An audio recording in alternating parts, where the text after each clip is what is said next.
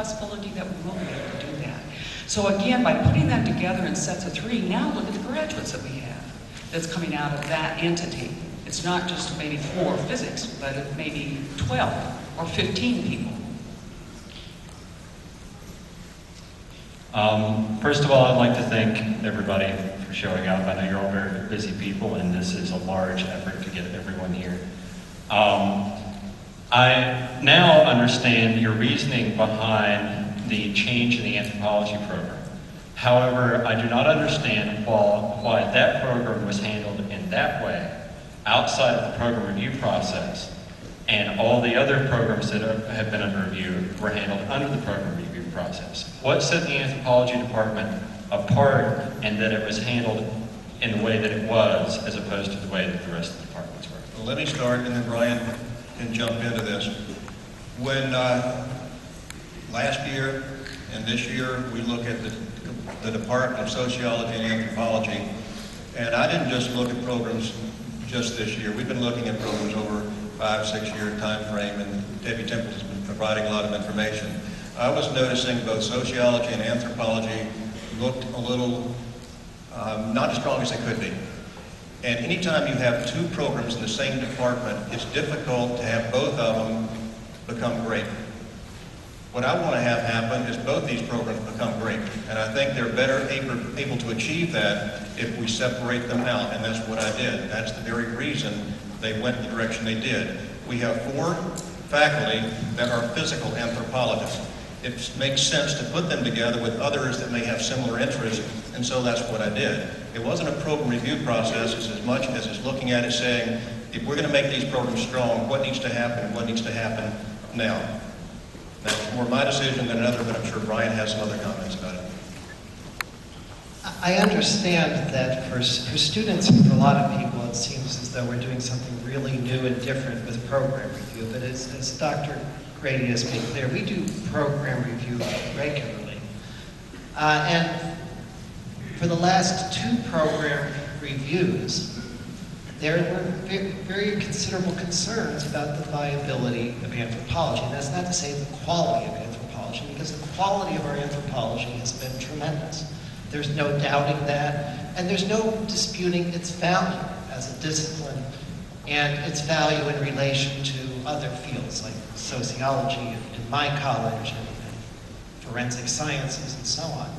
But we would be irresponsible if we didn't look at those programs that were turning up again and again on lists of departments and programs that are not meeting viability requirements, and do what we can to put those faculty and those students in the best position to maintain our real quality teachers, courses, programs in ways that we can.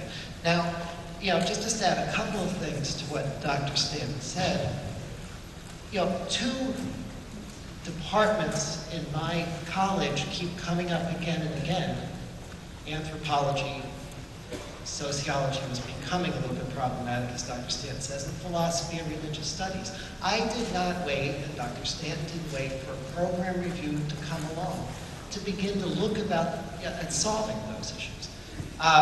Philosophy and religious studies is in the process of redesigning its curriculum now, because I thought we had to do that earlier. Anthropology was one of those disciplines we looked at great length when we were figuring out the best way to configure this new school of environmental and physical sciences. So, you have to understand too that as deans, as faculty, we don't just sit down one day and decide, okay, today we're going to look at our program and maybe do it again in 5 years. We do it every day. And had I not thought that anthropology moving over to CSAT could become strong, then I wouldn't have authorized 2 tenure-track faculty for that program, and they've been hired. So I think we can make it strong. It's going to take time of taking their enrollments, not having any new people come in, but I do believe they'll become one of the strongest programs given the right type of nurturing. Oh, sorry. That's my earlier question was earlier you had said that one of the factors here was the comparison between undergraduate students entering their freshman year and your actual graduate students in a program.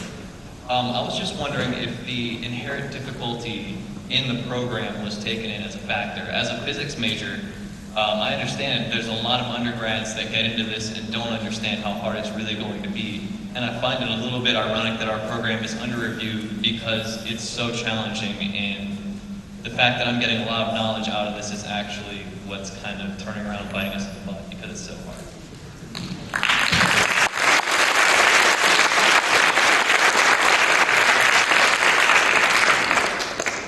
What you just said, talking about the difficulty of the program, is exactly why I think that there are more freshmen than there are graduates. So then, that raises the issue, perhaps it is inherent upon the university to bring in more students like yourself that can succeed in those programs. And so that's essentially where that stands. And I'll say this, the threshold for physics is a lower threshold than, say, political science or communication. There are gradations of those thresholds that Chef provides for us. Physics is the lowest threshold to me. Excuse me. I chose Radford over other schools in Virginia because of its anthropology program, and thankfully I'm graduating before the changes. But frankly, if I want to study one aspect of anthropology, I'll do so in grad school. Is there a chance we can avoid these changes based on what was said earlier about eliminations of programs? Also, who is this fourth physical anthropologist? I know Dr. Mr. and Mrs. Boyd are physical anthropologists. Dr. Yoder has a strong basis in physical anthropology.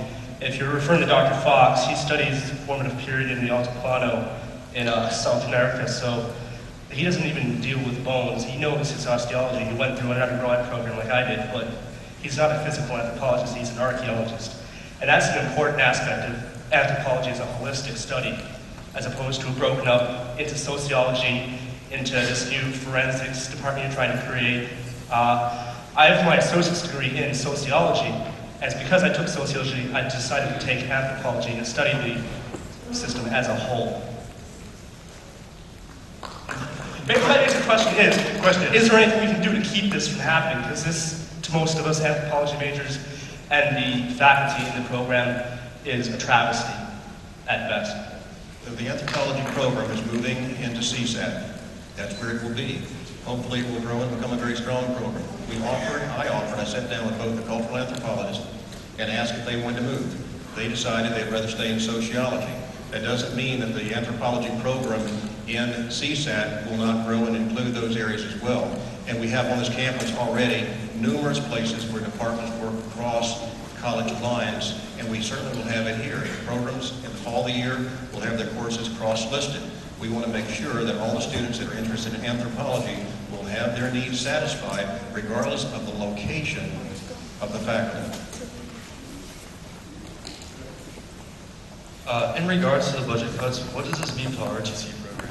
The school's already eliminated one of our scholarships last spring, and we within the program have heard talks of lowering our budget or completely eliminating it.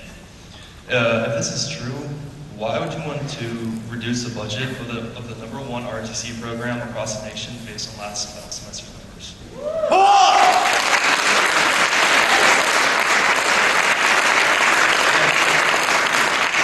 There's nothing anywhere to say we're trying to eliminate ROTC. I'm a strong believer in the ROTC program and have stated that. And both the colonels that have been responsible for that program have talked to me about it. When we discontinued the room scholarships, room stipends, what I'm not sure the exact term for the way you guys treat it, we did that by looking at other schools and what they offer, Virginia Tech and other schools in the state, and we made a decision that time that we were going to discontinue those the way we had done it. All things forever are always can be reconsidered, but at this time, the program itself, ROTC, I don't see any, I don't even understand what the genesis of that question would be, because I've never thought ROTC was going to get canceled. This is a rather complicated question. It is based on a number of questions and discussions that I've had with you and President Kyle yesterday, so this may take a few seconds, but I'm going to try to put it as best I can.